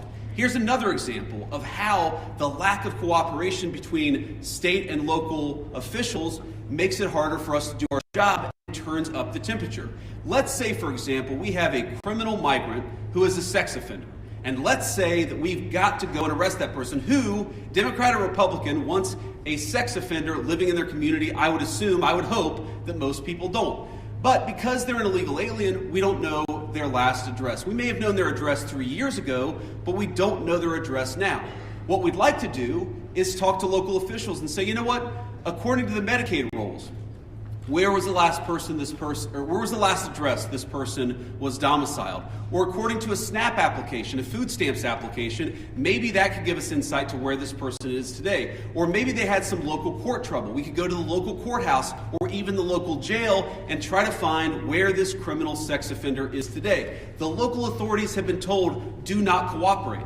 So these guys are trying to go out and enforce the law. They're trying to arrest sex offenders, but they're trying to do it in an environment where local officials have been told, do not help them, do not provide intelligence about where these sex offenders might be. This is disgraceful. And there are a lot of things that all of us could do better to lower the temperature, but the number one thing that I learned today is that the best way to facilitate reasonable enforcement of the law, but also to lower the chaos in Minneapolis, would be for state and local officials to cooperate. Now, I will say, on one final positive note, I actually think that there's some hope, some reason to think that there's going to be better cooperation in the weeks and months to come. I think that because I've talked to some of the local officials here. I think there are reasons to believe that these people are going to step up and actually ask the cops to protect our ICE officers when they're being assaulted, who are going to ask the local courts to cooperate with getting criminal sex offenders out of our community. That's a good thing. That's the good news, and that's something I'm going to work on when I get back to Washington. But please, if you're a local official, if you're the mayor of this town, if you have any influence over those people, just tell them to cooperate. Because we could have immigration enforcement operate as smoothly and without the chaos that we see in Austin, Texas, or Memphis, Tennessee, or even rural parts of the state of Minnesota. All we need is a little cooperation. I guarantee you, we're going to do the best to be professional, to respect people's rights, to not do anything that we don't have to do in order to enforce immigration laws, but it would make our lives a lot easier, it would make our officers a lot safer, and it would make Minneapolis much less chaotic if we had a little bit of cooperation from the state and local officials. With that, I'll shut up and take some questions. Thank you, guys. Vice President Vance, a local school district here is alleging ICE agents detained a 5-year-old after preschool on Tuesday. We've also seen multiple American citizens detained by ICE or harassed by ICE in the last 6 weeks. Are you proud of how your administration is conducting this immigration crackdown here in Minnesota right now? Well, I'm proud of the fact that we're standing behind law enforcement, and I'm proud of the fact that we're enforcing the country's laws. But, you asked a question about this 5-year-old kid. I actually saw this terrible story while I was coming to Minneapolis. We had just left Toledo, Ohio this morning for an economic message event. And I see this story, and I'm a father of a 5-year-old, actually, a 5-year-old little boy, and I think to myself, oh my God, this is terrible. How did we arrest a 5-year-old? Well, I do a little bit more follow-up research. And what I find is that the 5-year-old was not arrested, that his dad was an illegal alien, and then when they went to arrest his illegal alien father, the father ran. So the story is that ICE detained a 5-year-old. Well, what are they supposed to do? Are they supposed to let a 5-year-old child freeze to death? Are they not supposed to arrest an illegal alien in the United States of America? If the argument is that you can't arrest people who have violated our laws because they have children, then every single parent is going to be completely given immunity from ever being the subject of law enforcement. That doesn't make any sense. No one. All right. Yeah, there you heard it. Vice President J.D. Vance talking about cooperating with ICE agents in the state of Minnesota, telling protesters to please do it peacefully, said that what he called far-left people who are creating a tough environment for ICE agents, and that so many of them who are there aren't actually doing arrests, but they're protecting the agents who are. And then that issue with the 5-year-old came up, because that is something that's making headlines across the country. This five-year-old little boy who was detained by ICE, and J.D. Vance explaining it as his father was an illegal immigrant and that he ran when they went to arrest him. And so the ICE agents detained the little boy, I guess, to keep him safe. So this is still a very fluid situation in the state of Minnesota. And J.D. Vance begging state and local officials to cooperate with local ICE agents, saying that things could go a whole lot smoother if they would just cooperate. All right, we'll continue to watch that issue playing out in Minneapolis and Minnesota. We're going to take a quick break, and we'll come back with a little bit more on what is called the Defiance Act and a news conference going on right now in Washington, D.C.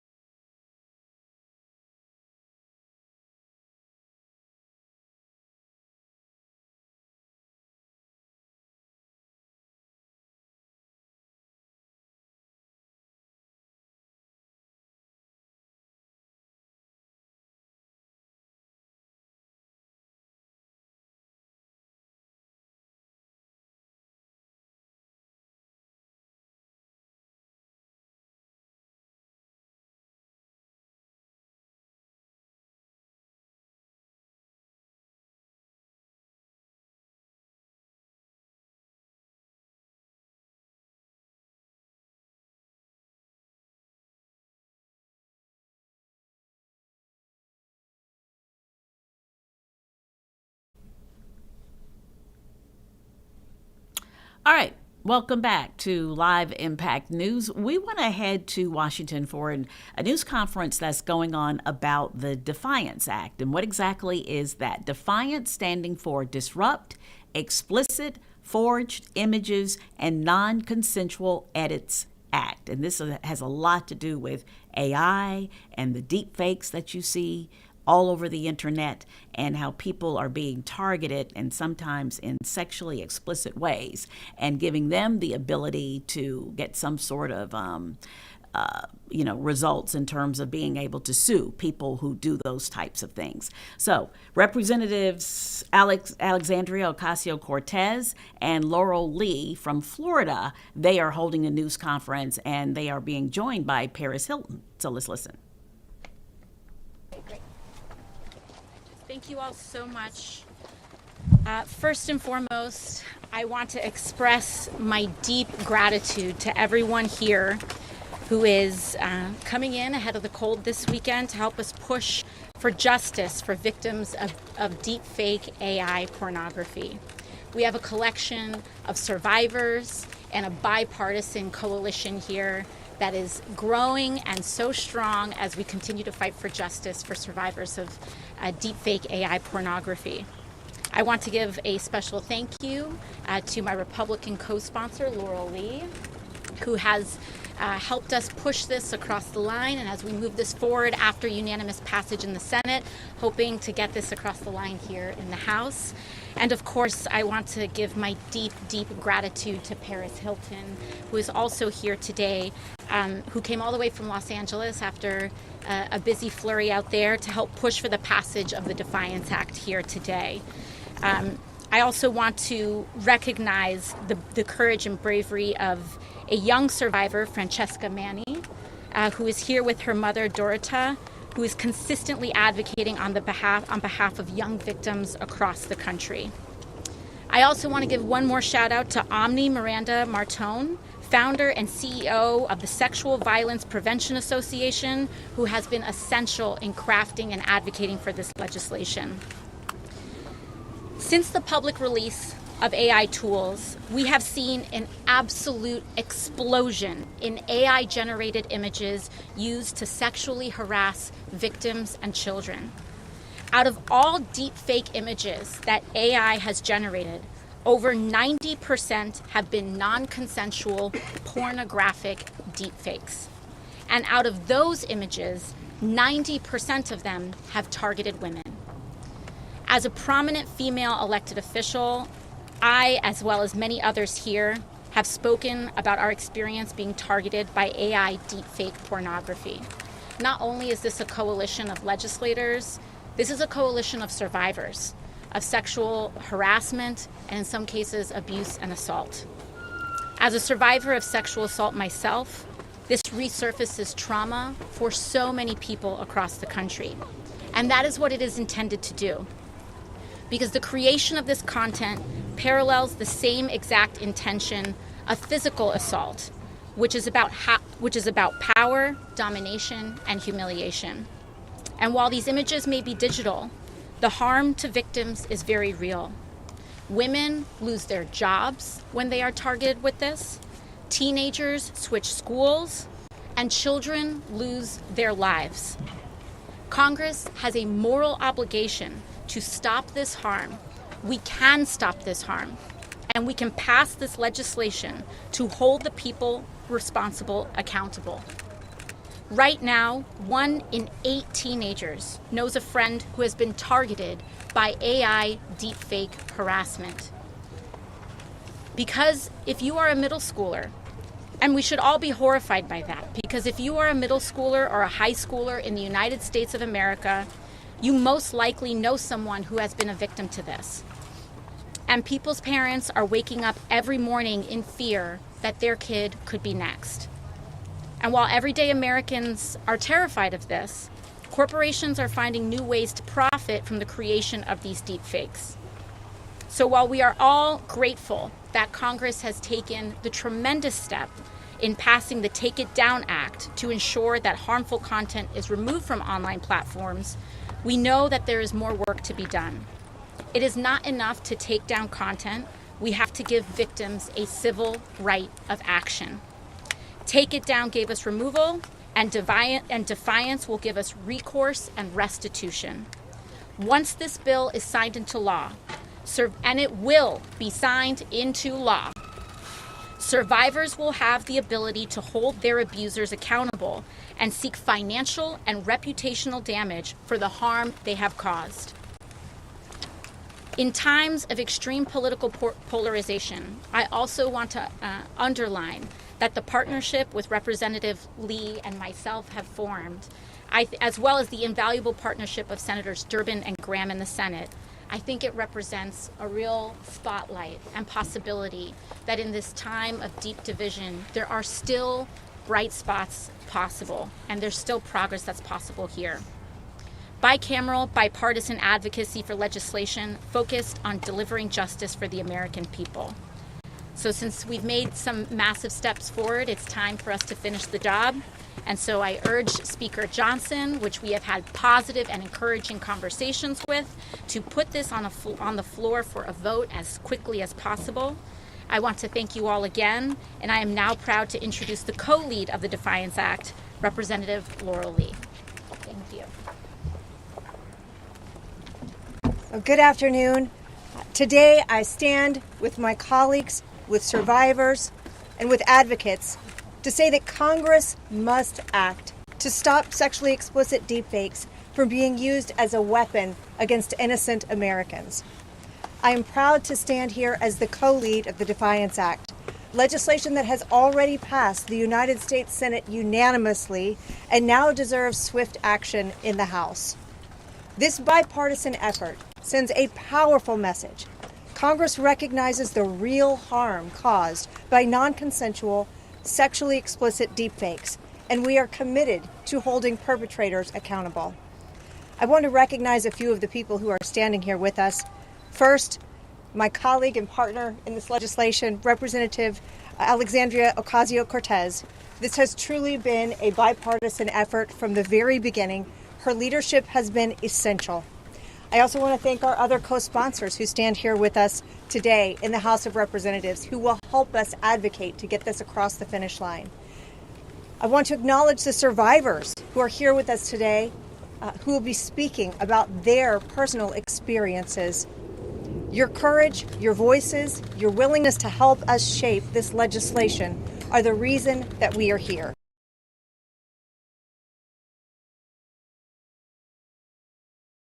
All right, there you have it, a push to get the Defiance Act passed in Congress because of the explosion of AI deepfakes pornography targeting women, saying Congress has a moral obligation to stop this harm and hold people responsible, accountable for this type of thing. So yeah, that's a news conference going on today. Coming up to the end of Impact News for this 2-hour session. Coming up at 4, that's the next show that you will see on Live Impact. And let me tell you a little bit about what we have coming up. Storm preps in Virginia and North Carolina. You're going to hear from the governors of both states, and that's because of the winter storm coming up this weekend. And also in Hampton, there was a fatal fire. 2 people died, 4 other people were hurt. And this is after a fire at a home that was on West County Street. This happened last night. Those are 2 stories that are coming up on 13 News Now at 4 o'clock. I want to thank you for joining me today for Live Impact News. I hope you enjoyed it. I hope you learned something, and we will see you back here tomorrow. Thank you so much. I'm Janet Roach.